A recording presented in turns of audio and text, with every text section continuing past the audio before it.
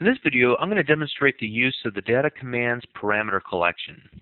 The parameter collection is used whenever you want to set variable information within a stored procedure that will execute on SQL Server. So in the case that we have here, I've built a small example application that allows us to add a new store to our stored table within the pubs database. And when we click on the Add button, it'll take the values from store and from the store text boxes that we had on the form, and we'll add them into a parameters collection. And we'll talk about this more in a moment. And then finally, it will actually execute the non-query, and then it will retrieve values back. Now let's take a quick look at the actual pubs database stored procedure that we've used for this example, so we can learn a little bit more about what's going to happen behind the scenes. I've created an insert stored procedure, and so it takes in a number of parameters, input parameters. For example, the store ID, the store name, the store address, the city, state, zip, and then I've got one output parameter called current count. And we're going to return back to the application the actual count of records in the database so far. So here we see our SQL statement, insert stores, and all the name of the field, and then all the name of the parameters that are passed in that match those fields. Now you'll notice that one convention that I use when I'm designing applications is that my parameters match the names of the tables, with the exception of the little @ sign, which designates this as a parameter within SQL Server. Notice I have a second SQL statement, and that is select @current_count equals count star from stores. And what this will do is put into that output parameter the count of records from the stores table. And that will be sent back to our application after the insert is complete. So now how do we send information using the command object into that stored procedure so that we can add new stores to our database? The way you do that, again, is through a parameters object. Now, the first thing that we do is create an imports statement, import system.data.sql client. Then I create a private instance of a connection object. And so then I create an instance of the command object, and I dim another variable called rows affected. We'll use that in a moment. Then I set our instance of connection equal to a new instance of the SQL connection object and set the connection string. We've already talked about that in the two previous videos. And now we set some of the properties of the command object. For example, the command text equals sp insert store, and notice that we use the command type dot stored procedure as opposed to text. We're going to call a stored procedure. And then we set the connection object equal to our instance of the SQL connection. Now we go through the unenviable task of adding parameters to our parameters collection of our command object. To do that, we use the cmd, our instance of the command, SQL command, .parameters.add. And there's several different ways that you can do this. I chose to use the full text of, or all the values. So basically I'm passing in the actual name of the input parameter. And don't forget to add that little @ sign there, or your application won't work. Then we send in the type of data type it is. In this case, it's a char of size 4. On the second line, then I actually select that item from the collection and set its value equal to whatever the user typed into the text box on our form. In other words, whatever they typed in there. And so we'll repeat this for each of the forms or fields on our form by adding another parameter and then setting its value, adding another parameter, store address, and then setting its store address's value to the text field. And we do that all the way till we get to current count. Now there's a little bit different thing that we'll do with current count. Current count, again, is an output parameter. You can see here that we have command.parameters.add current count, SQL DB type of integer. But instead of setting the value, what we want to do is set the direction. So we do cmd.parameters.item current count.direction equals parameter direction.output. Now, why didn't we have to set the direction for any of the other previous parameters that we created in our parameters collection? Well, that's because the parameter direction by default is input. So we only need to specify it if it is an output parameter. So here we open our connection, we execute our non-query from our command, and we grab the number of rows that were affected, and then we quickly select the close for the connection. We want to close those connections as soon as possible because .NET makes use of connection pooling, which means that it tries to optimize the use of connections to save connections. Too many connections slows down your database. It also is outside probably of your licensing agreements of so many licenses that you purchase for SQL Server. And then what we do is we dim a new value, iCurrentCount as integer. And here we're going to refer to the command parameters collection once again.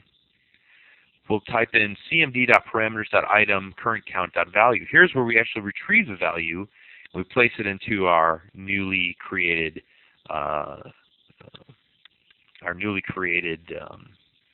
variable, and then we print that out in a message box. The current count is iCurrentCount. So enough talking about the code. Let's actually see it in action.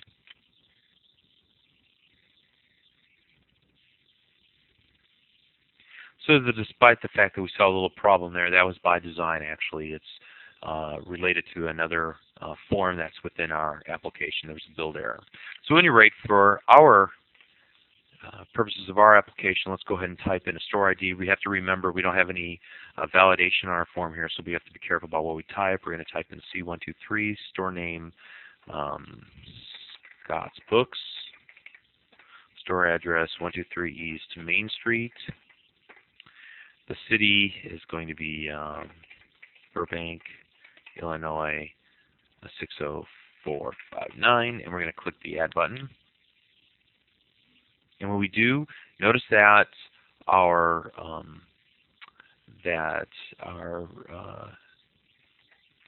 store procedure executed correctly, because not only did it do the insert, which we're assuming it did, but it also brought back to us the current count, which was 11. So we're going to go ahead and close this down. And let's take a look and verify the results by going to our table, stores,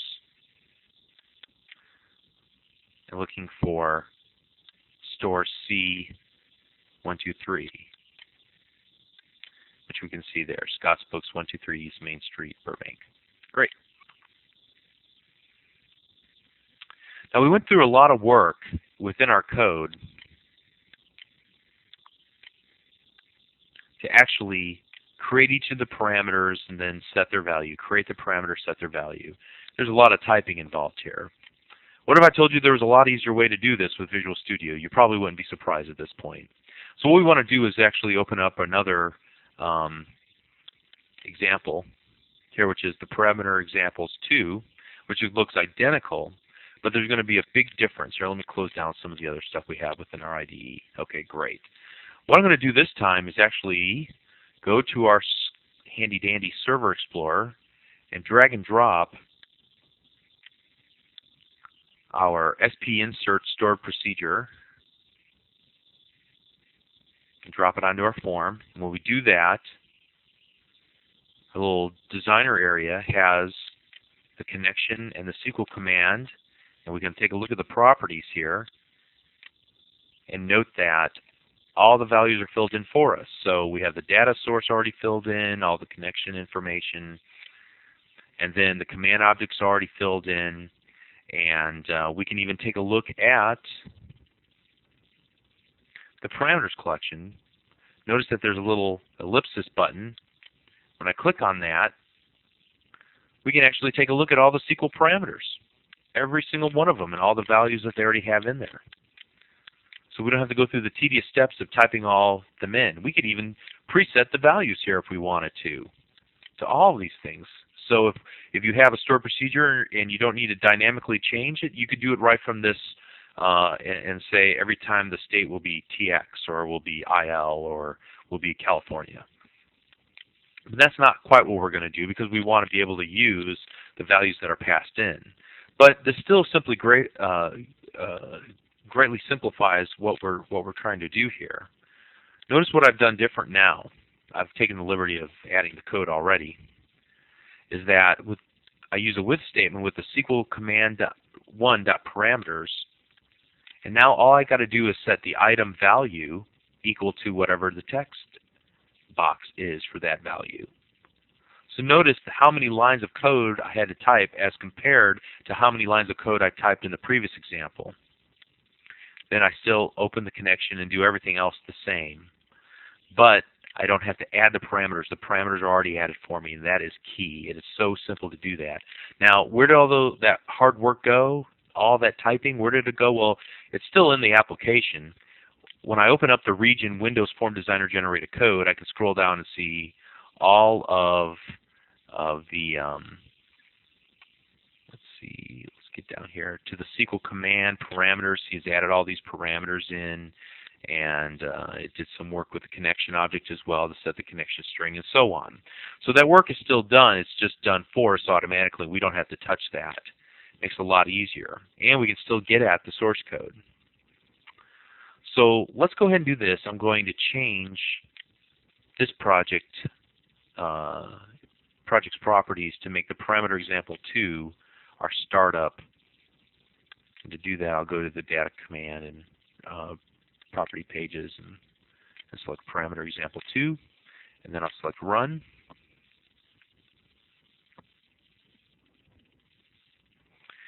And so here we'll go T123, store name Pugsley's Library, and we'll put 13 Mockingbird, and this will be anywhere Pennsylvania 132, and we'll click add, and now the current count is 12. So let's recap.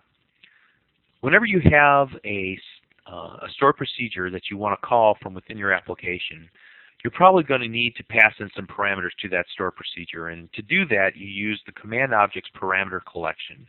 You add parameters to the collection based on the parameters that are already within your stored procedure, and then you set each one of their items value equal to some value. In this case, it was our forms value.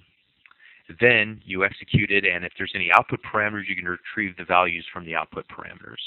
Or, as you can do as I've done here, and drag and drop the store procedure onto your designer surface. It's already pre-configured, and you can save a lot of time by just setting the values.